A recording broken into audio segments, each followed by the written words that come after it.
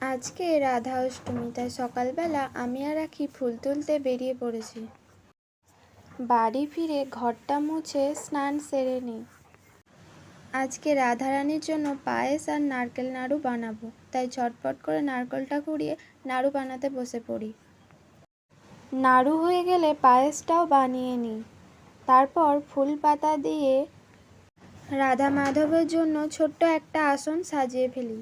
তারপর আলপনা দিয়ে মালা গাঁথতে বসি। আমার মালা গাঁথতে গাঁথতে রাখি বেলুন ফুলিয়ে ঘরটা সাজিয়ে দেয়।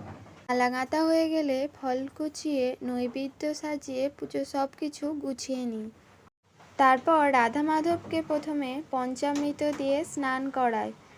স্নান করানো হয়ে গেলে রাধা মাধবকে মালা পরিয়ে চরণে ফুল অর্পণ করি। আমার পরে রাখিও ফুল অর্পণ করে। তারপর আরতি করে পুজো শেষ করি। সকলকে প্রসাদ দিয়ে নিজেও প্রসাদ নিয়ে নিই।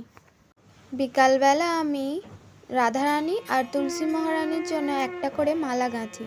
তারপর সকলে মিলে চলে যায় গ্রামের মন্দিরে হরিনাম করার জন্য। সেখানে সকলকে আমি তিলক পরিয়ে দিই। আমরা ভাই বোনে দুজনেই করতাল বাজিয়ে নাম করি।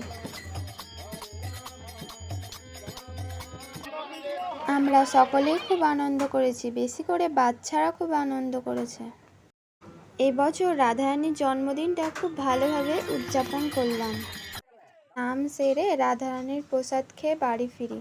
আজকের মতো এখানেই বিদায় নিচ্ছি। দেখা হবে পরের একটা ভিডিওতে।